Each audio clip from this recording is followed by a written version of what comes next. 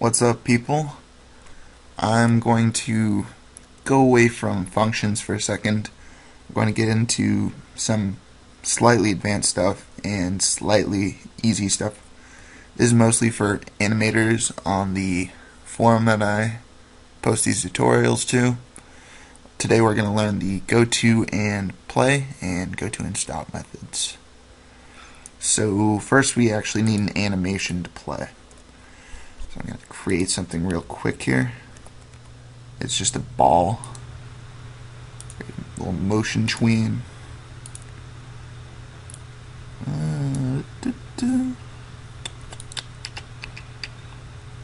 Copy frames. Paste. Reverse. So when we run this, ball bouncing back and forth. Pretty intense. Anyways, so we got this ball bouncing back and forth. Nothing too complicated. Next, we're going to create a rectangle. Nope, I didn't select the ball. Oh, we gotta do that on a new layer.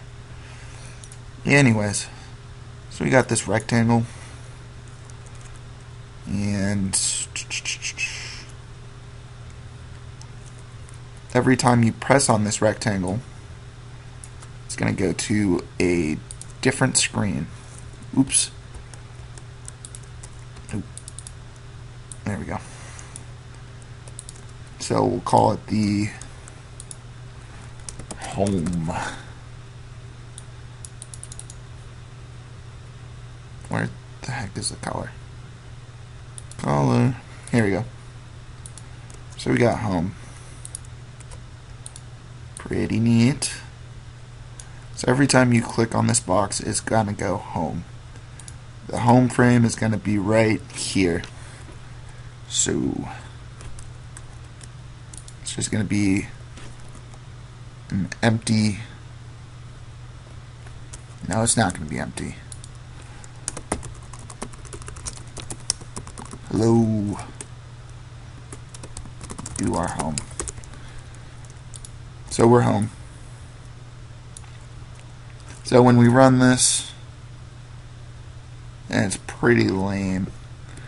So let's navigate the timeline here. Create a new layer right there. So every time it hits this frame in the timeline, we're going to use gotoAndPlay 1.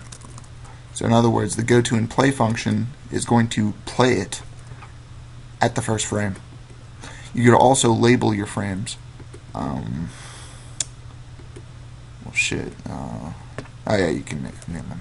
So you could call this start. We'll say start, and then you could say start. Note how you'll never see that welcome home garbage. It'll just keep bouncing back and forth because it'll never reach there as long as this is there. And one will do the same. We'll show you just so you believe me. See? But I like to be, more accurate.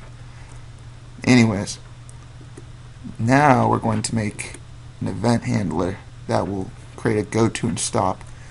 An event handler you're gonna have to learn sooner or later, but oh crap, you have to first you gotta name your freaking box, and to do that you need it either as a movie clip, which we will make it a movie clip.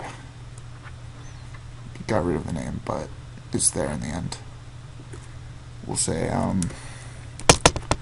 home button. Even though it's not a button, it's there. It's like the worst tutorial ever. Anyways,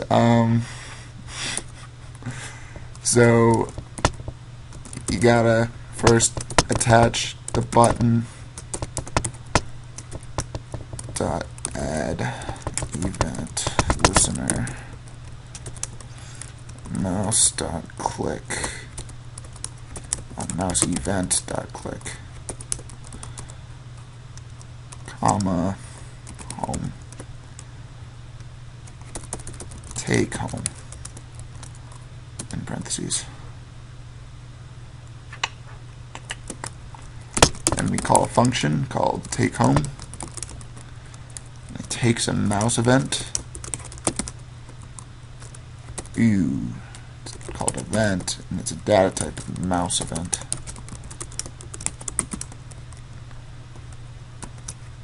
And then we just say go to and stop at frame. What frame is that? Let's see here. 16, 17, 18, 19. So we want to stop at frame 19. See, that's why you need to label them so you don't sit around counting all day. So what this is going to do is every time you click on this box, it's going to go to frame 19. It'll say, hello, you are home. So when you get bored of this animation, whoa. Very cool. So basically gotoAndStop will go directly to that frame and stop at that frame, while the gotoAndPlay will go to that frame and keep playing from it. And those are the two functions that you'll probably use to direct the timeline most of the time. So I hope you liked this tutorial. It was probably confusing because I haven't gone over event handlers, but for most Actionscript users who like to animate on the forum, this will help a lot. And yeah, I will see you next tutorial and we'll go back to the normal schedule. Peace.